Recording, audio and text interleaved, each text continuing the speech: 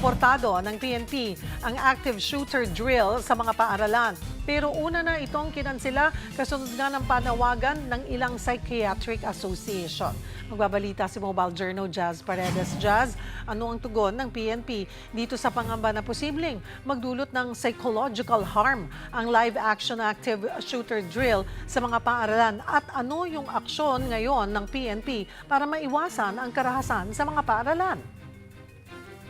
Yes, Cheryl, sinagot nga ng Philippine National Police na bukas ang kapulisya o ang ahensya na makiisa sa konsultasyon lang lahat ng mga grupo kaugnay nga nito mga posibleng psychological harm ng live action active shooter drill sa mga paaralan. Ngunit willing daw makiisa ang Philippine National Police, ngunit kanilang nilinaw at pinaalalahanan na ito ay pangunahing responsibilidad ng Department of Education at isa lamang sila doon sa mga participating na mga ahensya. At kaugnay naman nung sa aksyon na kanilang gagawin, Cheryl, sa press briefing kanina, pinahayag nga ng PNP, particular na rin ni PNP spokesperson Allen Rico, ang suporta ng pulisya sa sasagawang active shooter drills nga sa mga paaralan sa buong bansa.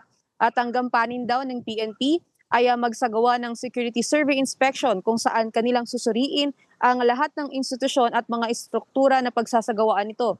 At para na rin mapaigting din ang seguridad sa mga paaralan, kanila rin titignan yung kahinaan ng mga paaralan pagdating sa mga physical security, pati na rin ang mga entry at exit points. At kung babalikan din natin, Cheryl, ay aktibo at patuloy rin ang koordinasyon daw ng Philippine National Police sa Department of Education kaugnay ng mga mas mahigpit na aksyon pagpatirkular sa seguridad ng mga paaralan sa buong bansa. Cheryl.